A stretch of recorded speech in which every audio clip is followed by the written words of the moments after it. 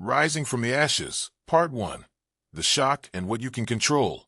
Welcome to Rising from the Ashes, a journey through one of life's most disorienting experiences. Losing your job. Whether you were fired, laid off, or let go, the ground beneath your feet has shifted. Right now, you might feel shock, anger, shame, fear, or all of these at once. That's natural. That's human. And in this moment, ancient Stoic wisdom offers you a lifeline. Not to deny what you're feeling, but to navigate through it toward something better. Over the next hour, we'll walk together through 5 stages of this journey. From the initial shock to rebuilding your sense of self. From fear to determination. From failure to failing forward into a better situation. This isn't about toxic positivity or pretending everything is fine. This is about using principles that have guided people through crisis for over 2,000 years. Principles that transform victims into victors, not by changing what happened, but by changing how you respond to what happened. Let's begin where you are right now, in the immediate aftermath. You've just been told. Maybe it was a surprise. Maybe you saw it coming. Either way, the words have been spoken. Your job is gone. In this moment, your mind is likely racing. What will I do? How will I pay my bills? What will people think? Am I a failure? These thoughts are swirling, each one pulling you in a different direction, each one threatening to pull you under. The first Stoic principle we need is the dichotomy of control. Right now, more than ever, you need to understand what is within your power and what is not. Because the moment you were let go, 1,000 things left your control simultaneously, and trying to control them will only deepen your suffering. You cannot control that you were fired. That decision has been made. It's in the past. It's done. You cannot control what your former colleagues think. You cannot control what your family will say. You cannot control the job market. You cannot control the economy. You cannot control how long this transition will take. You cannot control whether your next interview goes well. You cannot undo what happened. Let me say that again because it's crucial. You cannot undo what happened. Fighting reality, replaying the moment, wishing it were different.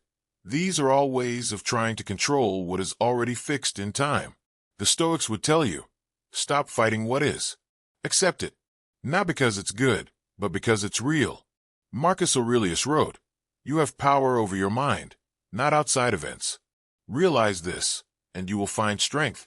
Right now, you need that strength. So let's identify what is actually within your power, because there's more than you think. You control your next breath. Breathe deeply right now. Feel your lungs expand. This is yours. You control your thoughts about the situation, not the initial emotional reaction. That's involuntary. But the story you tell yourself about what this means. You control whether you see this as the end or as the beginning. You control how you treat yourself in this moment. Will you speak to yourself with compassion or cruelty? You control what you do in the next hour, and the hour after that.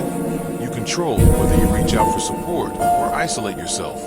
You control whether you update your resume today or tomorrow. You control your integrity, whether you badmouth your former employer or take the high road. You control your daily routine, whether you maintain structure or collapse into chaos.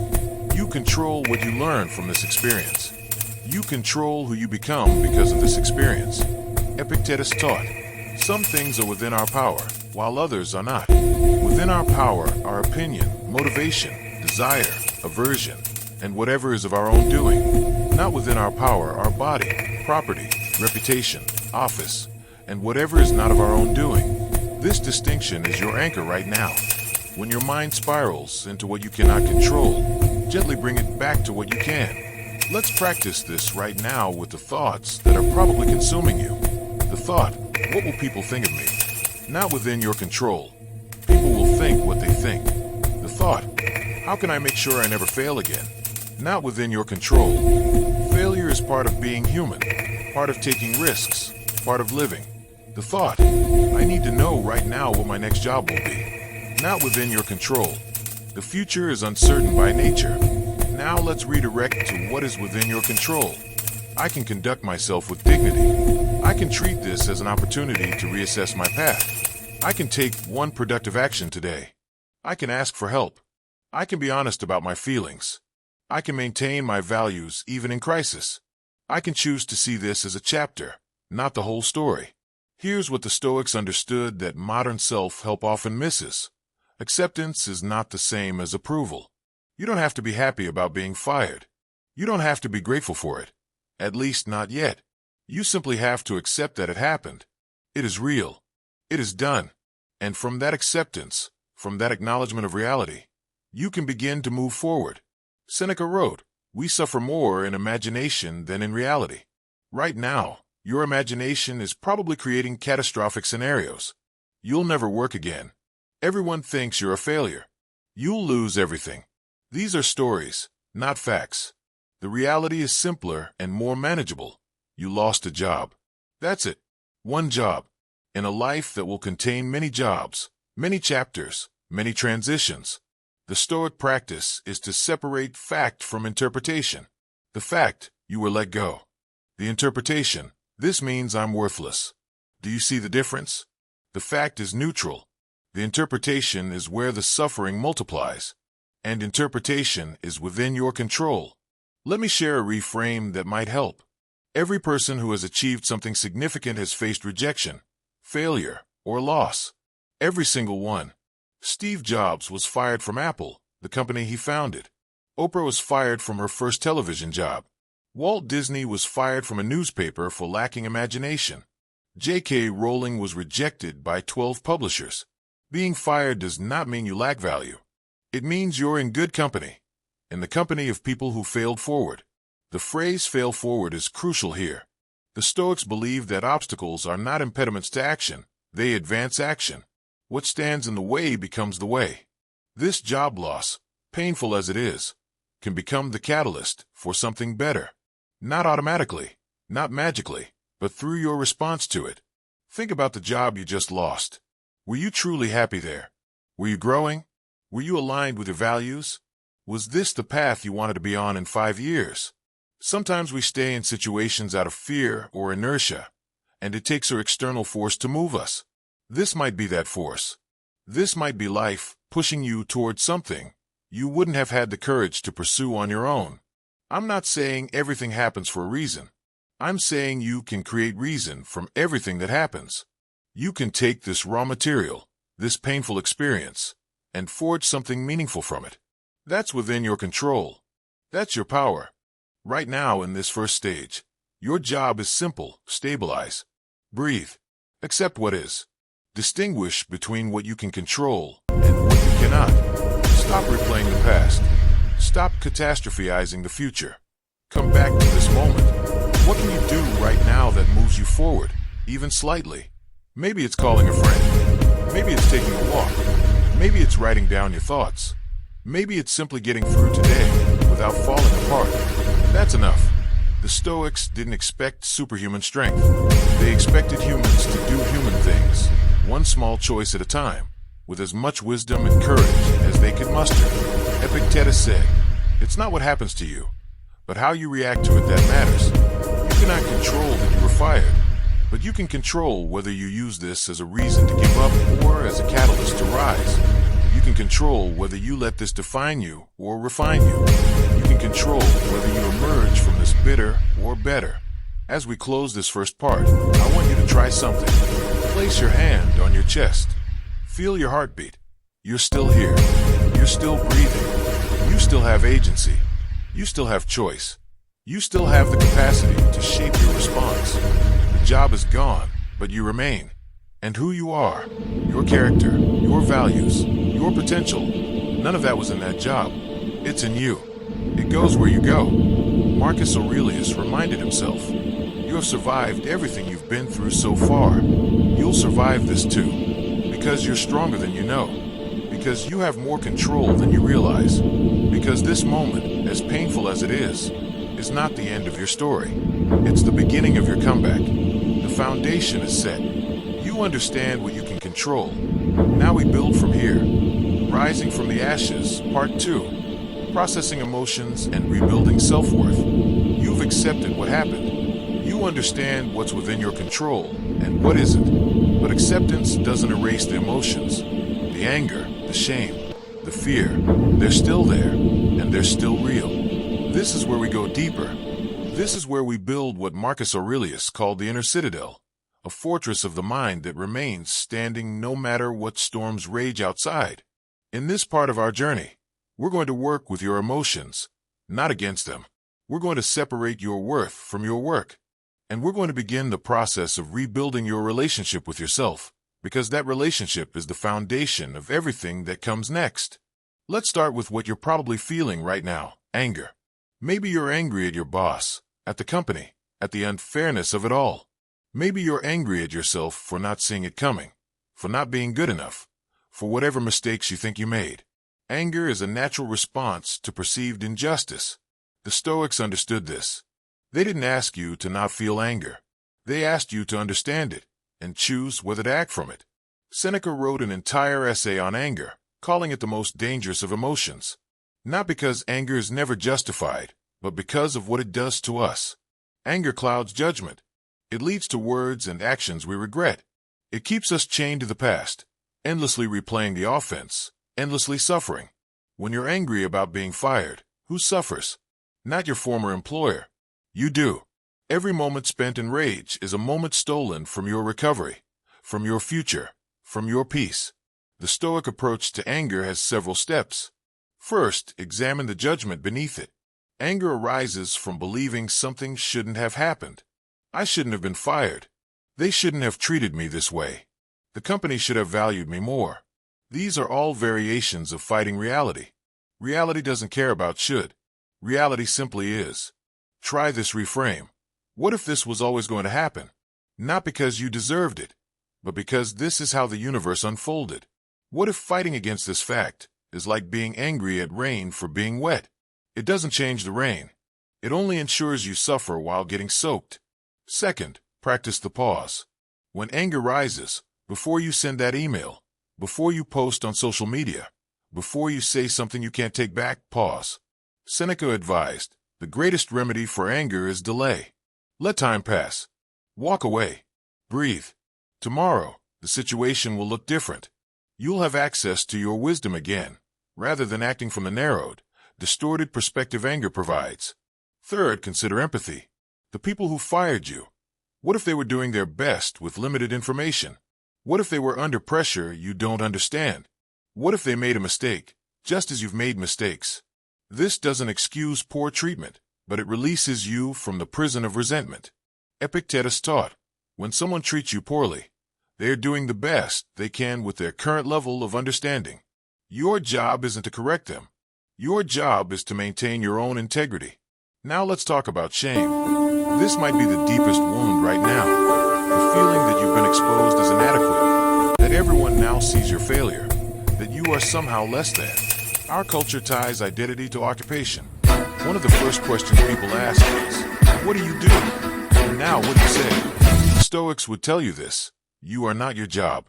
You never were. Your job was something you did, not something you are. Your worth as a human being is intrinsic, not earned through employment.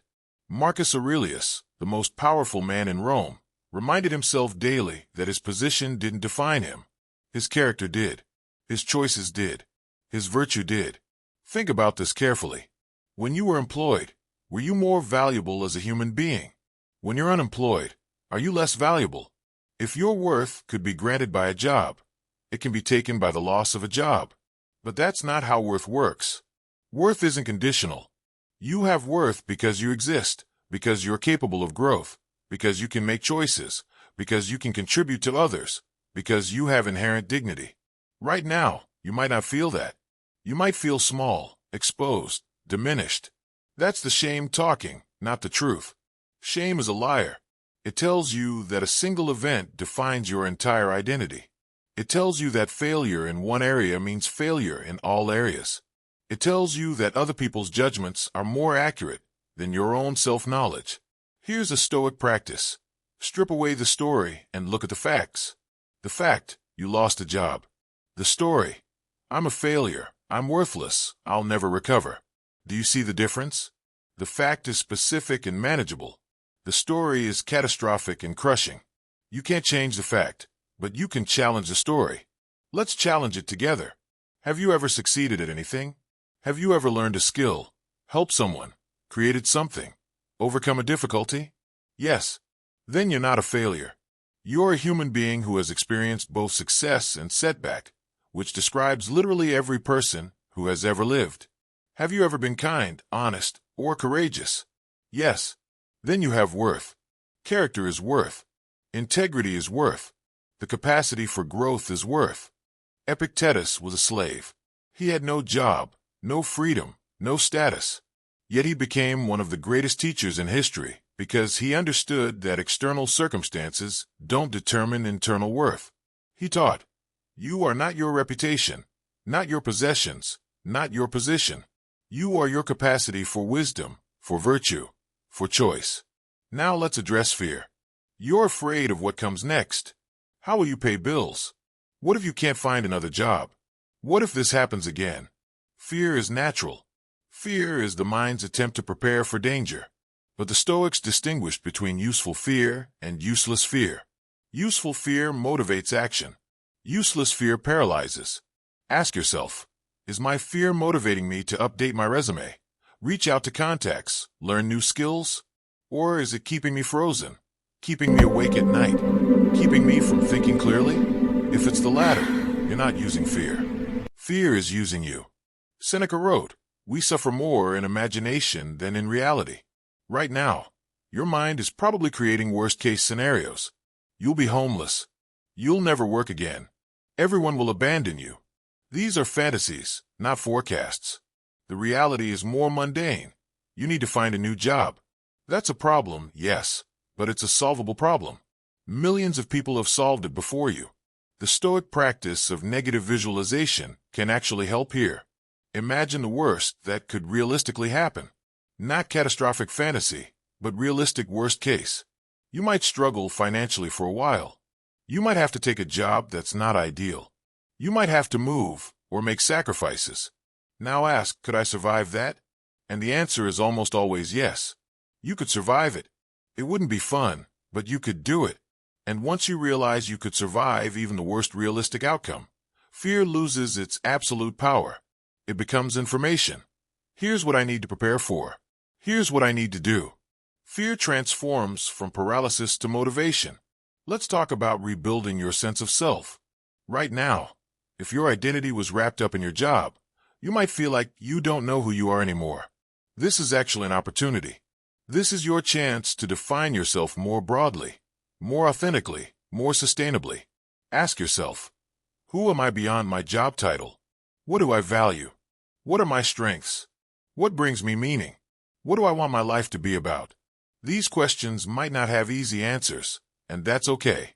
You don't need to figure everything out today. But starting to ask these questions shifts you from victim to author. You're not just responding to what happened.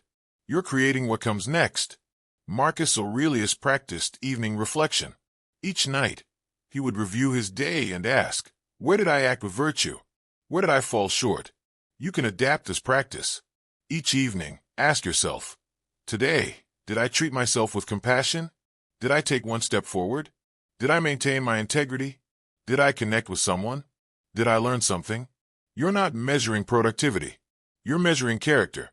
You're measuring the things that actually define you. And when you start measuring yourself by these standards instead of by employment status, you begin to see that you're still growing, still capable, still worthy. Let me share a powerful reframe. What if being fired is not a reflection of your inadequacy, but a mismatch? You and that job were not right for each other. That doesn't mean something is wrong with you. It means you need to find a better fit. A key that doesn't open a lock isn't a bad key. It's the wrong key for that particular lock. Think about relationships. If a romantic relationship ends, we eventually recognize that compatibility matters. Two good people can be wrong for each other. Why would we think employment is different? Just because a job didn't work out doesn't mean you're unemployable. It means that specific situation wasn't right. This reframe shifts you from shame to discernment. Instead of, what's wrong with me, you ask, what kind of environment do I thrive in? What kind of work aligns with my strengths? What kind of culture matches my values? These questions point you toward your next chapter, not backward toward beating yourself up. The Stoics believed in focusing on what's within your control. You cannot control that you were fired, but you can control how you recover. You can control whether you use this as an opportunity to know yourself better. You can control whether you build a more resilient sense of self, one that doesn't collapse when external circumstances change. Epictetus taught his students, difficulties are things that show what we are made of. This difficulty is revealing something about you. Not that you're weak, but that you're human. Not that you're finished, but that you're being tested. Not that you should give up, but that you have an opportunity to develop strength you didn't know you needed. Right now, you're in the fire. And fire does two things. It destroys, or it forges. Which one depends on what you're made of and how you respond. The Stoics believed you're made of something strong enough to be forged. They believe that adversity doesn't break people. It reveals them and shapes them. You're processing emotions that are entirely valid. Anger, shame, fear. These are natural responses to loss. But you're not controlled by these emotions. You're aware of them. You're examining them. You're choosing how to respond to them. That's the inner citadel. That's your fortress. No one can take that from you. As we close this part, I want you to practice self-compassion. Speak to yourself the way you would speak to a good friend going through this. You wouldn't tell a friend they're worthless. You wouldn't tell them they should be over it already. You wouldn't tell them to just think positive. You would sit with them. You would acknowledge their pain. You would remind them of their strength. You would believe in their capacity to rise. Do that for yourself. You're not weak for struggling. You're human. You're not broken for feeling emotions. You're processing.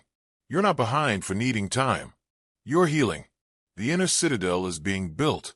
Your worth is being reclaimed. Your emotions are being understood. Now we move toward action. Rising from the ashes, part 3. From shame to self-determination.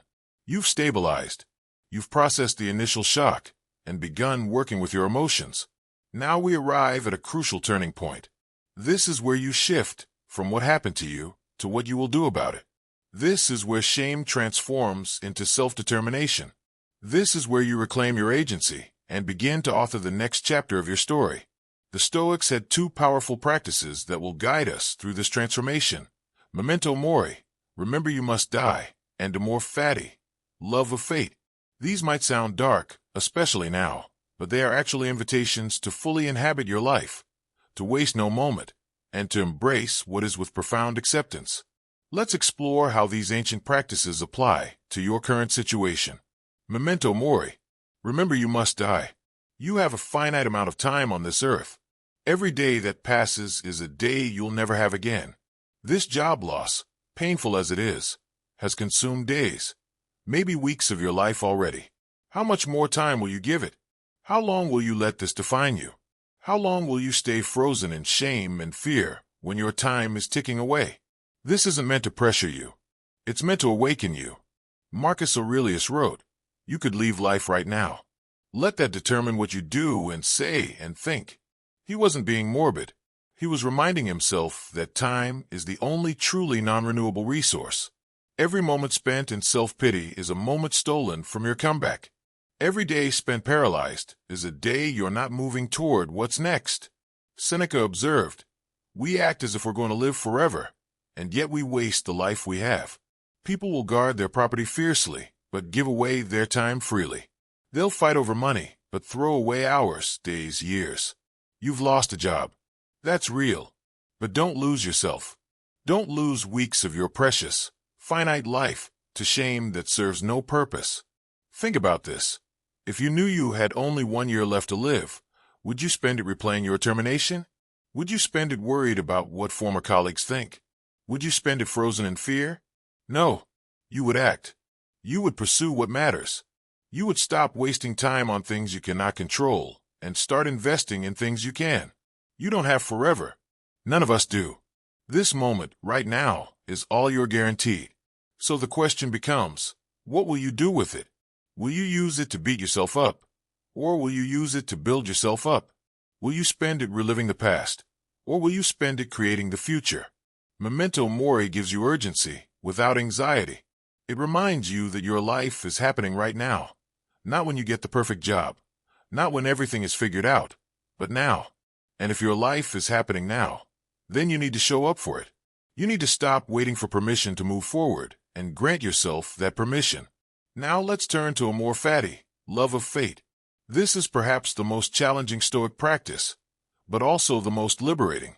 Amor Fati means to love everything that happens, not just tolerate it, not just accept it, but love it. To wish for nothing to be different than it is. To want what you have been given, not what you wish had been given. Right now, you might be thinking, how can I love being fired? How can I love this pain, this uncertainty, this blow to my identity? The Stoic answer is subtle but profound. You cannot change what has happened. Fighting against what already is doesn't change it. It only adds suffering to suffering. But if you could find a way to embrace what happened, to see it as necessary, even beneficial, everything shifts. This doesn't mean pretending it didn't hurt. It means recognizing that this experience, as painful as it is, might be exactly what you needed. Not because you deserve to suffer, but because this disruption might be redirecting you towards something better. Sometimes we stay in situations that aren't serving us because we're afraid to leave, afraid to leap. And sometimes life pushes us. This might be that push. Epictetus taught, do not seek for things to happen the way you want them to. Rather, wish that what happens happen the way it happens. Then you will be happy. Read that again slowly. He's not saying give up on goals or stop trying. He's saying, align your will with reality rather than exhausting yourself fighting for reality to align with your will. You were fired. That's reality. You can fight it, rage against it, wish it never happened. Or you can say, this happened. This is my reality. What if I could find a way to love that this happened? What if I could trust that this is part of my path, even if I can't see how yet? Let me share a reframe that might help. Think of your life as a river. You were flowing in one direction, and suddenly you hit a boulder.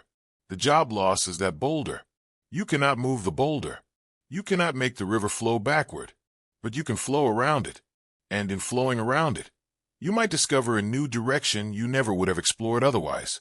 The boulder that seemed like an obstacle becomes the thing that redirected you toward where you actually needed to go.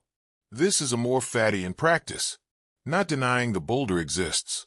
Not pretending it doesn't hurt to hit it, but loving that the boulder appeared because it changed your course in ways that might ultimately serve you. Think about your career path so far. How many of the good things in your life came from unexpected changes? How many opportunities arose from disruptions? How many times did something you thought was terrible at the time turn out to be necessary for something better? This might be one of those times. You can't know yet, but you can choose to trust the process. Marcus Aurelius wrote, a blazing fire makes flame and brightness out of everything that is thrown into it. Whatever life throws at you, can you be the fire that transforms it into light? Can you take this job loss and use it as fuel? Can you let it burn away what wasn't working and forge something stronger? Now let's talk about self-determination. This is where you take back your power. For weeks, maybe months, you've been in reaction mode, reacting to being fired, reacting to emotions, reacting to circumstances. Now it's time to move into creation mode. You're not just responding anymore. You're choosing. You're authoring. You're determining your path forward. Self-determination begins with a simple recognition. I have agency. Things happen to me, yes, but I am not powerless. I can make choices. I can take action. I can influence my future even if I couldn't control my past. The Stoics believed this deeply. They believed that while we cannot control external events, we can always control our response, and our response shapes everything that comes next. What does self-determination look like practically? It looks like making decisions instead of waiting for decisions to be made for you. It looks like setting intentions for your day instead of drifting. It looks like identifying what you want instead of only focusing on what you've lost. It looks like taking small actions that move you forward instead of staying stuck in analysis paralysis. Let me give you a framework. Each morning, practice what Marcus Aurelius practiced. Set an intention, not a massive goal that overwhelms you, but a simple intention for this one day. Today, I will update my resume. Today, I will reach out to 3 contacts. Today, I will learn something new. Today, I will take care of my mental health. One intention, one day, one step forward. This is self-determination in its purest form. You're not waiting to feel motivated. You're not waiting for circumstances to be perfect. You're deciding what you will do today, and then doing it. Epictetus taught, first say to yourself what you would be. Then do what you have to do. Decide who you want to be in this crisis. Someone who gave up, or someone who rose. Then act accordingly. Self-determination also means reclaiming your narrative. Right now, there's probably a story running in your head about what being fired means. I'm a failure. I'm damaged goods. No one will hire me. These are narratives you inherited, absorbed from culture, from fear, from shame. But they're not the only possible narratives. What if you chose a different story? What if the narrative was, I'm someone who's been tested and is rising to the challenge. I'm someone who's reassessing their path and refusing to settle. I'm someone who's learning resilience in real time. I'm someone who's going to emerge from this stronger and clearer than before. Which story serves you better? Which story makes you the protagonist rather than the victim? You get to choose your narrative. That's power. That's agency. That's self-determination. The facts don't change. You were fired, but the meaning you make from those facts is entirely within your control. The Stoics understood something profound. Freedom isn't having everything go your way. Freedom is wanting what you already have the power to give yourself. A clear mind, a strong character, wise choices, virtuous action. Right now, you might not have a job, but you have the power to maintain your integrity. You have the power to grow. You have the power to help others going through similar struggles. You have the power to become someone you're proud of. Let's practice this. Think about the next 3 months. You cannot control whether you'll have a new job by then, but you can control who you become in those 3 months. Do you want to become more resilient, more skilled, more connected, more clear about what you want, more compassionate toward yourself and others? These are all within your power. Set an intention right now for who you want to be 3 months from now. Not what you want to have, but who you want to be. Maybe you want to be someone who faced fear and acted anyway. Maybe you want to be someone who maintained their mental health through crisis. Maybe you want to be someone who used this time to develop a new skill. Maybe you want to be someone who helped others while helping themselves. Write it down if you can. Say it out loud. Make it real. Then ask, what would that person do today? And do that thing. This is self-determination. This is authoring your story. This is refusing to let a job loss define you and choosing instead to let your response to it define you. Seneca wrote, "It is not because things are difficult that we do not dare. It is because we do not dare that things are difficult." You've been knocked down. That's not in question. But will you dare to rise? Will you dare to believe you can create something better? Will you dare to take action even while afraid? That's the dare that transforms difficulty into opportunity. There's a concept in Stoicism called the obstacle is the way. Marcus Aurelius wrote, "The impediment to action advances action. What stands in the way becomes the way." This job loss stands in your way right now. It blocks the path you thought you were on. But what if it is the way? What if going through this, processing it, learning from it, rising from it, is exactly the path you need to be on to become who you're capable of becoming? Every obstacle is an opportunity to practice virtue. This obstacle is your opportunity to practice courage, to practice wisdom, to practice persistence, to practice self-compassion.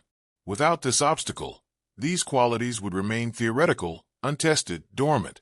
This difficulty is activating them. This difficulty is revealing what you're made of. And here's what I believe you're made of: resilience, adaptability, strength, wisdom.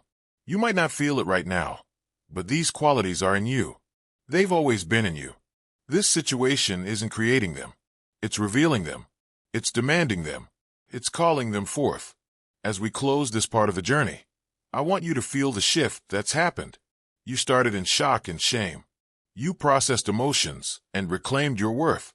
And now, you're moving into self-determination. You're moving from victim to author, from reactive to creative, from what happened to me to what I will do about it. This shift is everything. This shift is where recovery begins. This shift is where you stop being defined by what you lost and start being defined by how you respond to loss. This is where you fail forward, where you turn this setback into a setup for something better. Epictetus said, "It's not what happens to you, but how you react to it that matters. You cannot change that you were fired, but you can change how you react.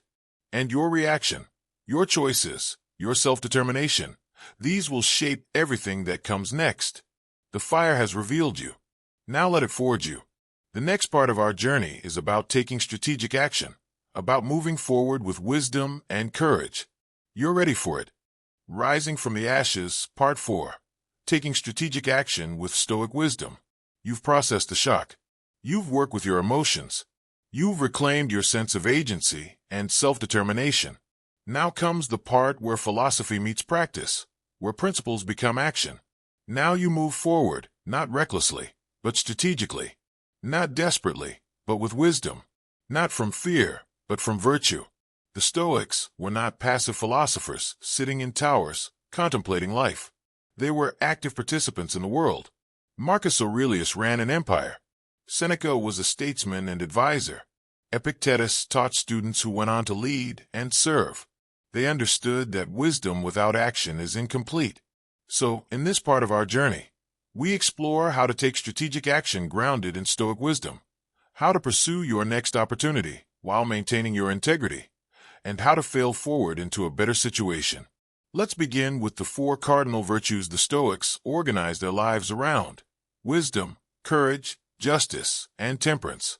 Every right action, every good choice, every moment of excellence flows from these 4 qualities. And right now, as you rebuild your career and your life, these virtues will guide you. Wisdom is knowing what to do in any situation, understanding what's within your control, what truly matters, how to respond skillfully. In your job search, wisdom means being strategic, not scattered. It means understanding the market, knowing your value, targeting opportunities that align with your strengths and values. It means learning from what happened without being paralyzed by it. Courage is acting on that wisdom even when it's difficult, uncomfortable, or frightening. It's sending that email even though you fear rejection. It's reaching out to contacts even though you feel embarrassed. It's being honest in interviews about why you left your last job. It's trying again after hearing no. Courage is not the absence of fear. It's the willingness to do what's right despite fear. Justice is treating others fairly, contributing to the common good, remembering that we're all connected. In your search, this means being honest, not burning bridges, helping others who are also struggling, maintaining your integrity even when corners could be cut. It means remembering that how you treat people on your way back up matters as much as how you treated them on your way down. Temperance is self-discipline, moderation, the ability to delay gratification, to resist excess, to maintain balance.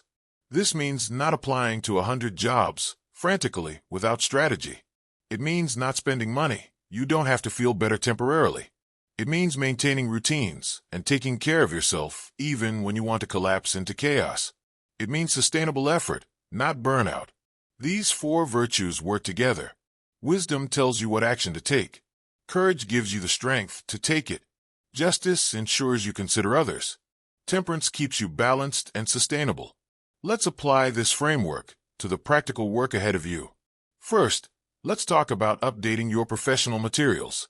Your resume, your LinkedIn profile, your portfolio, whatever represents you professionally. This might feel daunting. You might be tempted to lie or exaggerate to hide the gap or explain determination. Don't. The Stoic virtue of justice includes honesty, and honesty serves you better than deception in the long run. Here's how to approach this with wisdom. Focus on what you achieved, not just what you did. Focus on skills gained, problems solved, value created. If there's a gap in employment, be prepared to explain it simply and without shame. I was let go from my last position, and I've been using this time to reassess my career direction and develop new skills. That's honest. That's dignified. That's enough. Courage means putting yourself out there even though you feel vulnerable. Every time you apply, you risk rejection. Every time you network, you risk judgment.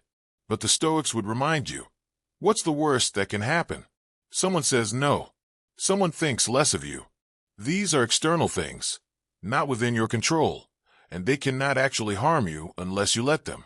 Marcus Aurelius wrote, "You have power over your mind, not outside events." Someone's opinion of you is an outside event. It doesn't define your worth. It doesn't determine your future. It's just information. You asked, they answered. Move on to the next opportunity. Now let's talk about networking. This is where many people freeze because they feel ashamed. They don't want people to know they were fired. They don't want to ask for help. They don't want to appear desperate. But here's what the Stoics understood. We are social beings. We are meant to help each other. Asking for help is not weakness. It's wisdom. It's recognizing that you cannot do everything alone. Epictetus taught, we are all connected, like limbs of the same body. When you help someone, you help yourself. When you ask for help, you give someone the opportunity to practice generosity. You're not imposing. You're participating in the human exchange of support that keeps us all afloat.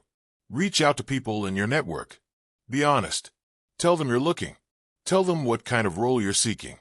Ask if they know of opportunities or can introduce you to someone who might. Most people want to help. They just need to know how. Give them that clarity. And here's the justice piece. While you're asking for help, look for ways to help others. Connect people in your network who could benefit from knowing each other. Share job postings with others who are searching. Offer your expertise to someone who needs it. The Stoics believed in reciprocity, not as manipulation, but as recognition that we rise together. Let's talk about interviews. This is where courage and wisdom must work together. You'll be asked why you left your last job. This is the moment many people panic. Should I lie? Should I blame my former employer? Should I pretend it was mutual? No. Be honest, be brief, be forward-looking. Here's a framework. I was let go from my last position. It was a difficult experience, but it gave me clarity about what I'm looking for in my next role. I learned a lot there, and I'm excited to bring those skills to a company where I'm a better fit. That's it. You acknowledged reality. You showed growth. You moved the conversation forward. Wisdom means preparing for this question in advance, so you're not caught off guard. Courage means delivering the answer calmly, without defensiveness or shame. Justice means being fair to your former employer, even if you have grievances. Temperance means not over-explaining or spiraling into justification. During the interview, remember, you're not begging for a job. You're exploring whether this opportunity aligns with what you offer and what you need. The Stoics would tell you to maintain your dignity. You have skills, experience, and value to offer. You're interviewing them as much as they're interviewing you. Is this a place where you can thrive? Is this a culture that matches your values? Does this role utilize your strengths? When you approach it this way, from a place of self-respect rather than desperation, you show up differently. You're more confident. You're more authentic. And paradoxically, you're more attractive as a candidate because you're not needy. You're discerning. Now let's address rejection, because it's coming. You'll apply to jobs and hear nothing. You'll interview and get passed over. You'll get close and lose out to another candidate. This is part of the process for everyone, but when you're already feeling bruised from being fired, each rejection can feel like confirmation that you're not good enough. The Stoic reframe, rejection is not about you. It's about fit. It's about timing. It's about factors you cannot see or control. Seneca wrote, we suffer more in imagination than in reality. The reality of rejection is simple. This particular opportunity didn't work out. The imagination adds, and it means I'm worthless and I'll never find anything. See the difference? Practice the dichotomy of control with each application. You can control the quality of your application, the thoroughness of your preparation, the professionalism of your follow-up. You cannot control whether they choose you. You cannot control how many other candidates applied. You cannot control whether they had an internal candidate all along. You cannot control their timeline or priorities. Focus on what you can control. Make each application as strong as you can. Then release it. Let it go. Move on to the next one. Don't obsess over outcomes. Trust that if you keep taking quality action, eventually the right opportunity will emerge. Epictetus taught, make the best use of what is in your power, and take the rest as it happens. You're making the best use of your power by applying, networking, preparing. The rest, the outcomes, happen as they happen. Your job is to keep showing up, keep trying, keep improving your approach based on feedback. Let's talk about skill development during this time. One of the most productive things you can do while searching is to learn something new. Take an online course. Earn a certification. Learn software that's relevant to your field. Read books about your industry. This serves multiple purposes. First, it keeps you growing. The Stoics believed in continuous self-improvement.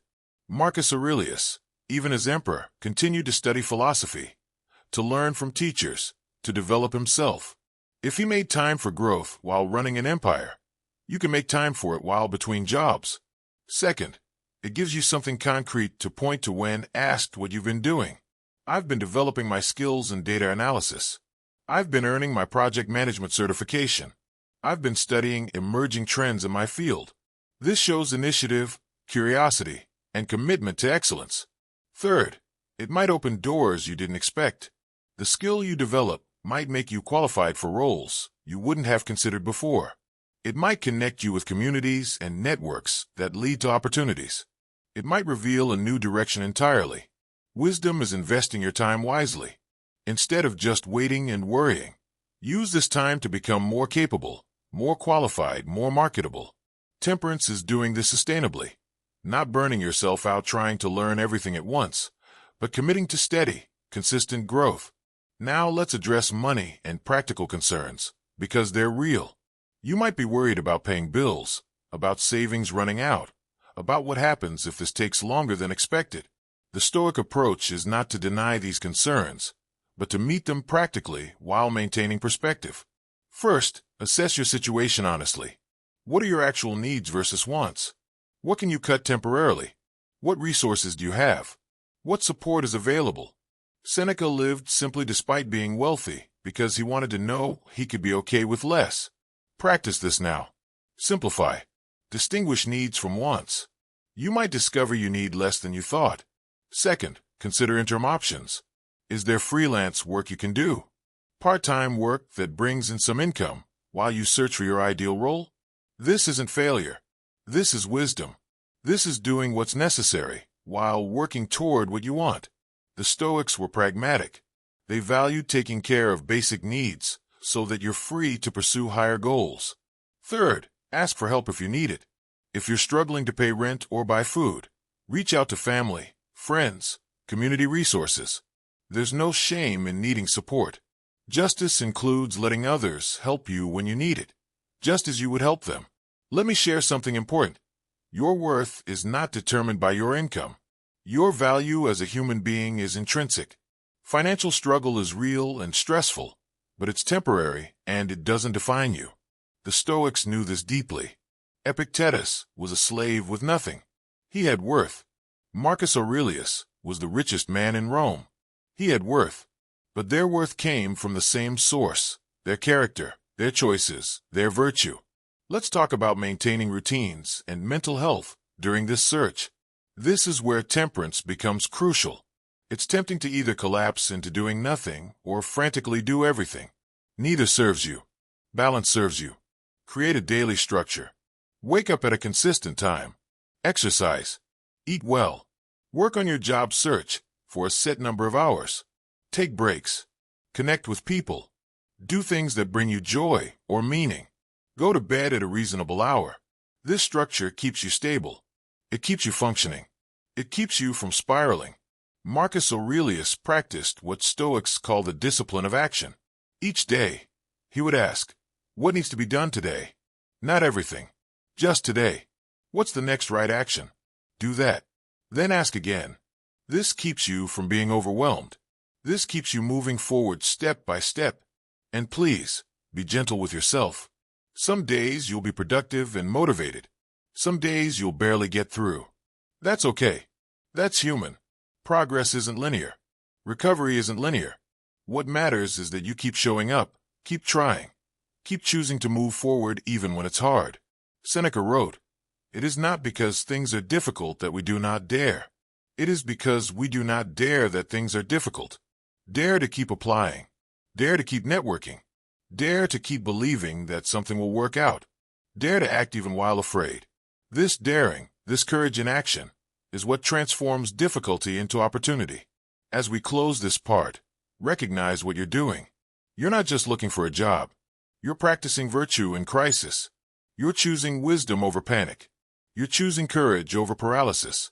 You're choosing justice over bitterness. You're choosing temperance over chaos. This is the Stoic way. This is how you fail forward. Every application is practice in courage. Every networking conversation is practice in humility and connection. Every interview is practice in honest self-presentation. Every rejection is practice in resilience. Every day of maintaining your routine is practice in discipline. You're not just trying to get a job. You're becoming someone who can handle adversity with grace. The action you're taking now is shaping who you become. Make sure it's action you're proud of. Make sure it aligns with your values. Make sure when you look back on this time, you can say, I handled it well. I didn't compromise my integrity. I kept trying. I grew. The strategic action is underway. The final part of our journey is about rising stronger, about the other side of this crisis, about how you'll emerge from the ashes, not just surviving, but thriving. Rising from the ashes, Part 5. Rising stronger, failing forward into your future. We've walked together through the darkest parts of this journey. From the initial shock of losing your job, to processing the emotions, from reclaiming your agency to taking strategic action.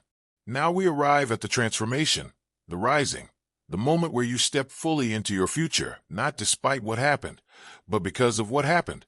This is where you fail forward. This is where the ashes become the soil for new growth. The Stoics believe that obstacles don't impede action, they advance it. That what stands in the way becomes the way. You've been living this principle, whether you realized it or not. Every step you've taken through this crisis has been shaping you, teaching you, preparing you for what comes next. Now it's time to integrate those lessons, to claim your growth, and to step into the next chapter as someone stronger, wiser, and more resilient than before. Let's begin with a question. Who have you become through this experience? Not who you were when you got fired. Who you are now, having moved through the shock, the emotions, the action. Take a moment to really consider this. You're not the same person. You've been tested. You've faced fear and kept moving. You've felt shame and chose dignity anyway. You've experienced rejection and kept trying. That changes you. That forges you. Marcus Aurelius wrote, "The impediment to action advances action. What stands in the way becomes the way." Being fired stood in your way. It blocked the path you thought you were on. But in navigating around it, through it, you've discovered capacities you didn't know you had. You've developed resilience you might never have needed otherwise. You've learned things about yourself that only adversity could teach. Think about what you've learned. You've learned you can survive what you thought would destroy you. You've learned you're stronger than you believed. You've learned you can function even when afraid. You've learned you can ask for help. You've learned you can handle rejection. You've learned you can maintain your integrity under pressure. These are not small things. These are the qualities that define a person's character. Epictetus taught, difficulties are things that show what people are made of. This difficulty has shown what you're made of. Not perfection, not invincibility, but something more valuable, the capacity to rise, the willingness to keep trying, the courage to be vulnerable, the wisdom to learn from hardship, the determination to fail forward rather than just fail. Now let's talk about what failing forward actually means. It's not just recovering. It's not just getting back to where you were. It's using this setback as a setup for something better. It's ensuring that the next chapter of your life is improved because of what you learned in this one. It's making meaning from suffering by letting suffering teach you. Failing forward means you don't just want any job. You want the right job. You've learned something about what you need in a work environment. Maybe you learned you need more autonomy.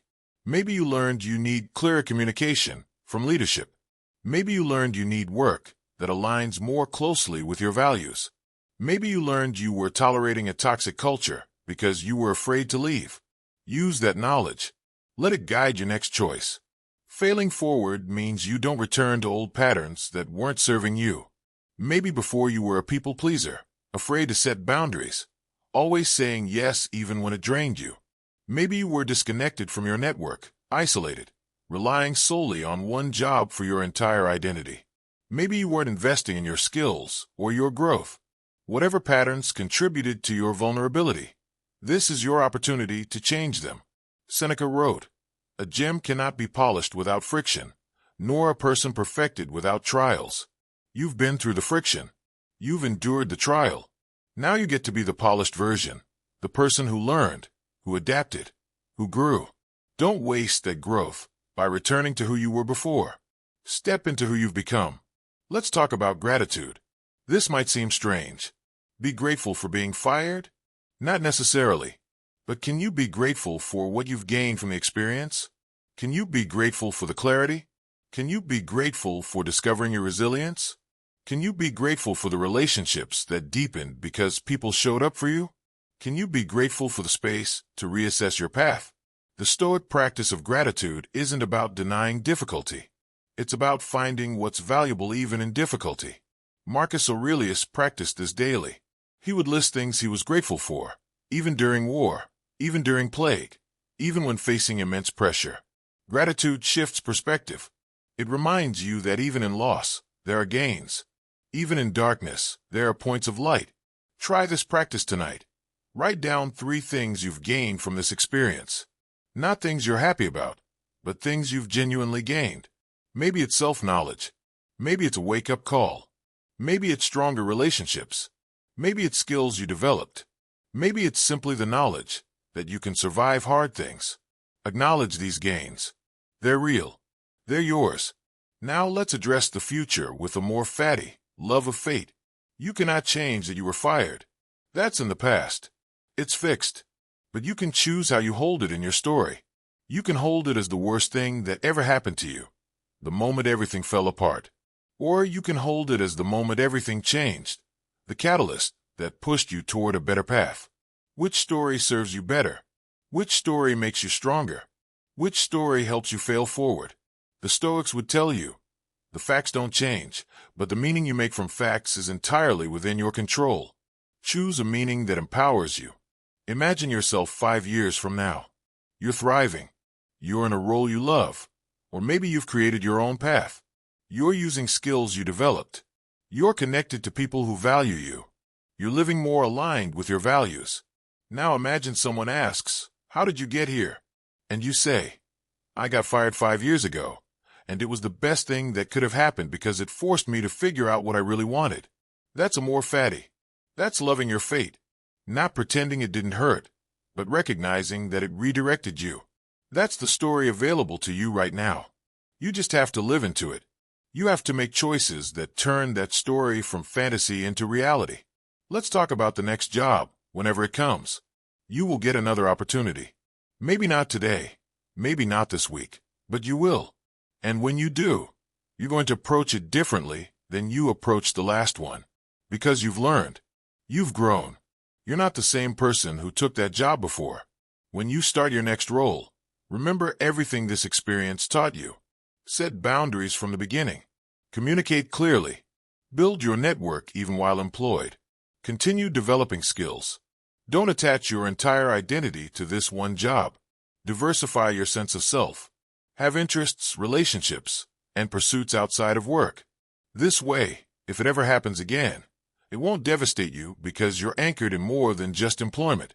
The Stoics believed in premeditation of adversity. Occasionally imagine things going wrong, so you're prepared if they do. This isn't pessimism. This is wisdom. Once you're employed again, occasionally remind yourself, this job is temporary. All jobs are temporary. I could lose this. And if I do, I'll handle it, because I've handled it before. This preparation builds resilience. It prevents complacency. It keeps you growing. Epictetus taught, if you wish to be a philosopher, be prepared from the outset to be ridiculed and mocked. He was preparing his students for adversity.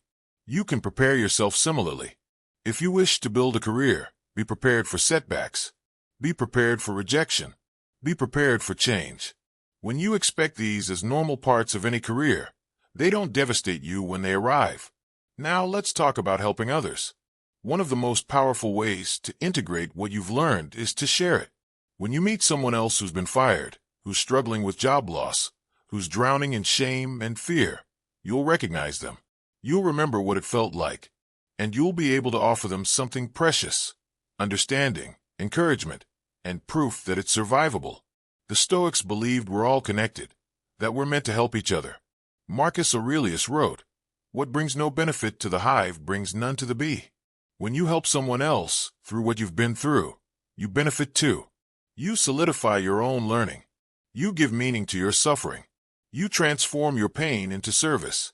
Maybe you mentor someone going through a job search.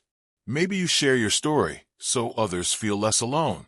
Maybe you connect people in your network to opportunities. Maybe you simply show up with compassion when someone admits they're struggling. This is how you fail forward at the highest level, by ensuring your experience becomes a resource for others. Let's talk about self-compassion as you move forward.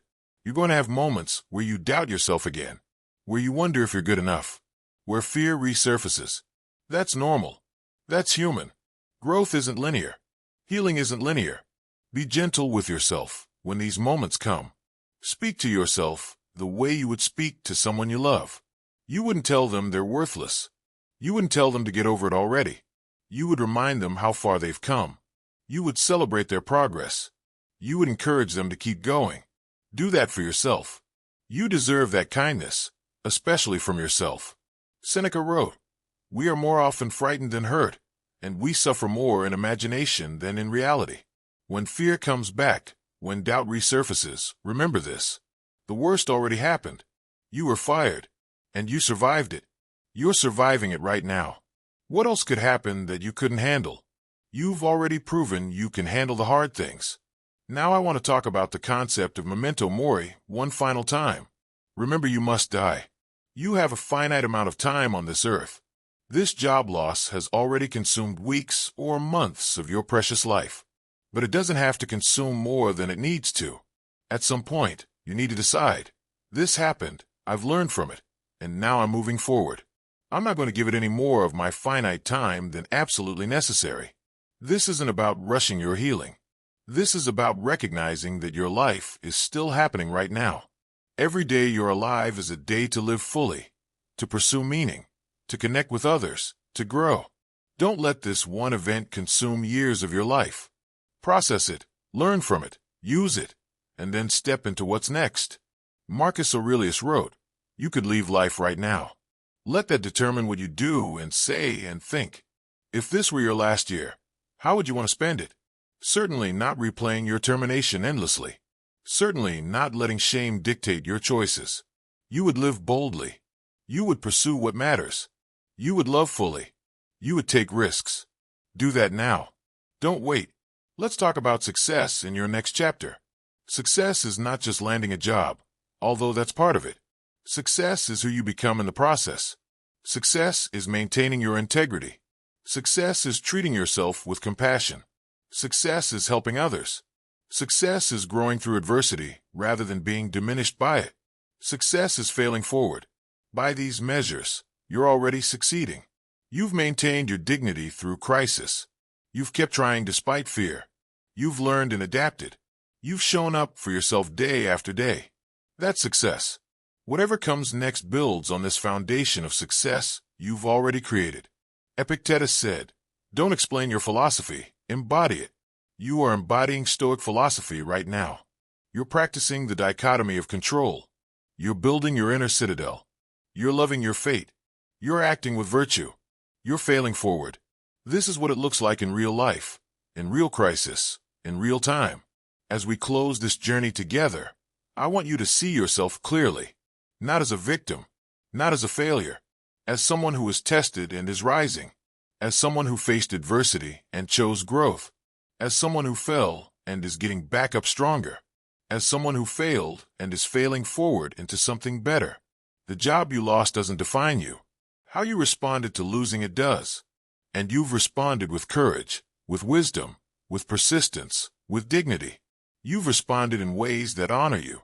You've responded in ways that would make the ancient Stoics proud, because you've lived their principles when it mattered most, in the crucible of real difficulty. Your future is not behind you. It's ahead of you. And it's not determined by what happened to you. It's determined by how you respond to what happened. You're responding with strength. You're responding with growth. You're responding with determination to rise. The ashes you've been sitting in are not your final resting place. They're the fertile soil from which new growth emerges. Something is growing in you right now. Resilience, wisdom, courage, self-knowledge. Tend that growth. Water it with continued effort. Give it sunlight through continued hope. Trust that what's emerging from these ashes is stronger and more beautiful than what burned.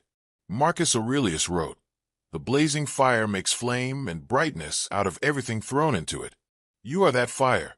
This job loss was thrown into you, and you're transforming it into light, into growth, into wisdom, into fuel for your next chapter. You are rising from the ashes, not someday, right now. With every choice you make to keep going, with every moment you choose dignity over despair, with every action you take toward your future, you are rising. This is not the end of your story. This is not even the end of this chapter. This is the moment of transformation, the turning point, the place where everything changes because you decide it changes. You decide you're done being defined by what happened. You decide you're ready to be defined by how you responded. You decide you're ready to fail forward into the life you're meant to live. The Stoic path is simple but not easy. Accept what is, control what you can, act with virtue, and trust that you're capable of handling whatever comes. You've proven you can do this. You've been doing it. Now keep doing it. Keep rising. Keep growing. Keep failing forward. Welcome to the other side. Welcome to your comeback. Welcome to the rest of your life, built on the foundation of what you learned in the fire. You are stronger than you were. You are wiser than you were. You are ready for what comes next. The journey continues. The practice deepens. The rising continues. And you, having failed forward, step into your future not as someone broken by adversity, but as someone forged by it. Rise.